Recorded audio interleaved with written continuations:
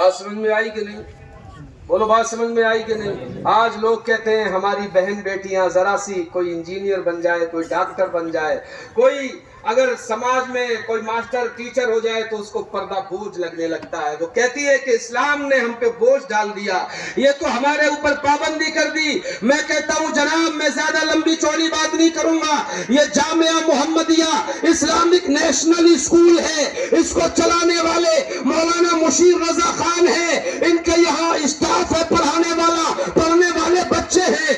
آپ ان سے پوچھیں کہ اے بچوں تم کیا پڑھتے ہو اور اے علماء تم کیا پڑھاتے ہو، تو یہ آپ کو بتائیں گے کہ جناب پڑھنے پڑھانے کا مزہ اگر دیکھنا چاہتے ہو تو مدرسوں کی پتہ چلے گا کہ دال پی کر کے قال اللہ اور قال الرسول کی صدایں کتنا مزہ دیتی ہے.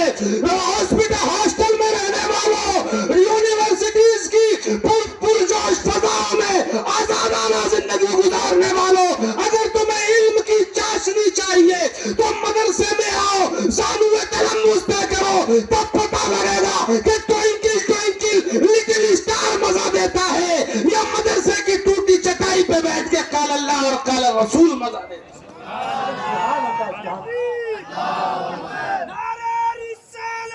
رسول اللہ زندہ باد، زندہ باد، زندہ باد.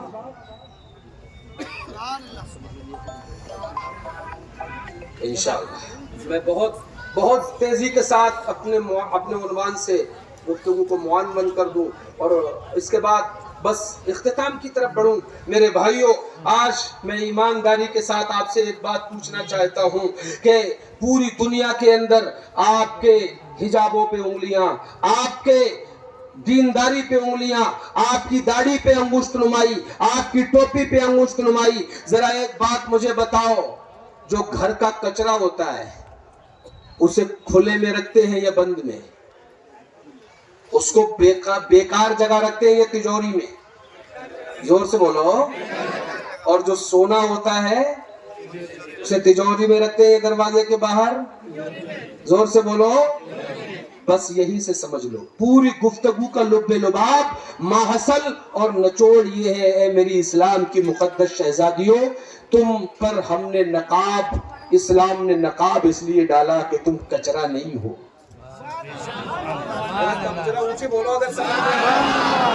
اس لیے تم پہ نقاب نہیں ڈالا کہ بوجھ بن جائے. 45 ڈگری میں نقاب کو بوجھ کہنے والی، یہ تو صرف 45 ڈگری ہے. تو نقاب اتار کے دیکھ، یہ آنکھوں میں جو 1000 درجے کی ڈگری ہے یہ تیرے حسن کو جھلسا دے گی. یہ تیرے حسن کو نوچنے کے لیے جو بھیڑیے تیرا نقاب اتروا دینا چاہتے ہیں، یہ 45 ڈگری کی گرمی تو کچھ نہیں ہے جو ان بھیڑیے کی آنکھوں میں 1000 درجے کی گرمی ہے. یاد رکھو، کچرے کو کبھی تجوری میں نہیں رکھا جاتا. کچرے کو مکان کے باہر اور سونے کو تجوری کے اندر. تو میری اسلام کی مقدس شہزادیوں، فیصلہ خود کر لو کہ تمہیں کچرا بننا پسند ہے یا تمہیں سونا بن کے تجوری کے اندر رہنا پسند ہے. تو ان مدرسوں سے حیا، عصمت، عفت کی حفاظت کا درس دیا جاتا ہے. ان مدرسوں کی پتلی دال کھا کر وہ لوگ میدان میں نکلتے ہیں جن کے دیے ہوئے فتوے کی وجہ سے انگریز بھارت چھوڑ کے بھاگ جاتے ہیں. بات سمجھ میں آ رہی ہے کہ نہیں؟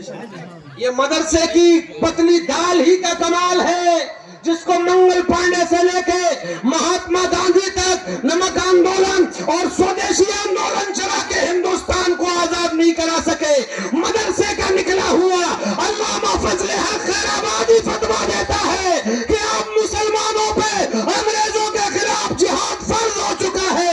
گلی گلی سے علماء نکلے، پورے گرانڈ ٹرنک روڈ پہ دلی سے لے کے لاہور تک ہر درخت پہ عالم کی لاش لٹکی ہوئی تھی، مگر وہ لاشیں کہہ رہی تھی ہند کو ناز ہے جس پر وہ نشانی ہم ہیں، تاج اور لال قلعہ کے یہاں بانی ہم ہیں.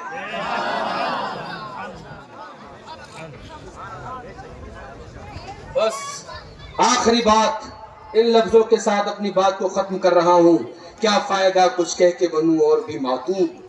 پہلے ہی خفا مجھ سے ہے تہذیب کے فرزند، اپنے بھی خفا مجھ سے ہیں بیگانے بھی ناخوش، کیونکہ میں زہر حلاہل کو کبھی کہہ نہ سکا قند. میں زہر حلاہل کو کبھی کہہ نہ سکا قند. اسلام زندہ باد، مسلمان پائندہ باد. بس میں یہی تک آپ کی خدمت کروں گا. اس سے آگے اگر میرے بیانات سننا ہو تو یوٹیوب کھولیے اور لکھیے ایڈوکیٹ مفتی احسان الحق بریلوی. انشاءاللہ آپ کو وہاں میری بے شمار جو ہے وہ لیکچر اور تقاریر سننے کو ملیں گی. اور بھی اگر لائیو سننا چاہتے ہیں تو ہر جمعے کو نورانی مسجد تشریف لائیے، انشاءاللہ وہاں ہم آپ سے روبرو ہوں گے. اللہ رب العزت کی بارگاہ میں دعا ہے کہ مولا تعالیٰ میرا سنانا، آپ کا سننا حاضر آنا قبول فرمائے. اسلام زندہ باد، مسلمان پائندہ باد. استغفر اللہ ربی من کل ذنب واتوب الیہ. ایک مرتبہ سب لوگ مل کے پڑھے لا الہ الا اللہ محمد رسول اللہ. السلام علیکم.